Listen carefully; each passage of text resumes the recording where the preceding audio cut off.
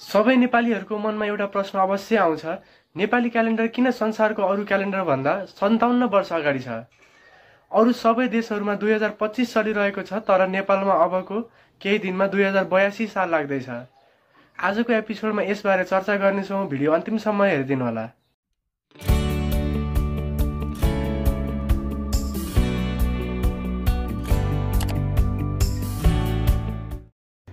विक्रम सम्वतको सुरुवात राजा विक्रमादित्यले गरेका थिए, जसले करिब 57 ईसा पूर्व भारतको उज्जैनबाट यो पात्रो सुरु गरेका थिए।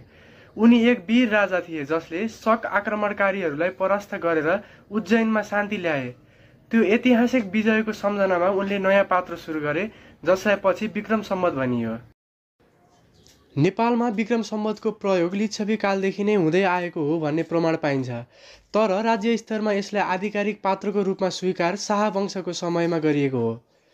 राजा पृथ्वीनारायण शाहको पालामा विक्रम सम्वतलाई नेपालको सरकारी पात्रोको रूपमा प्रयोग गरिन थालियो। त्यसपछि सरकारी कामकाज, रीतिरिवाज, चाडपर्वहरूमा सबैमा यही पात्र फलो गर्न थालियो।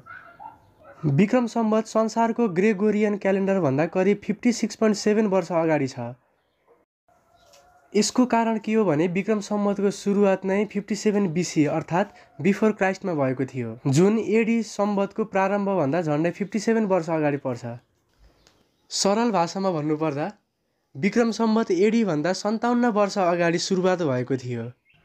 नेपालमा मात्र होइन, भारतका केही ठाउँहरूमा पनि अझै विक्रम सम्वतको प्रयोग गर्छन्, तर अन्य देशहरूले भने ग्रेगोरियन क्यालेन्डर प्रयोग गर्छन्। यदि तपाईँलाई आजको जानकारी उपयोगी लाग्यो भने लाइक, कमेन्ट र सब्स्क्राइब गर्न नबिर्सिनुहोला।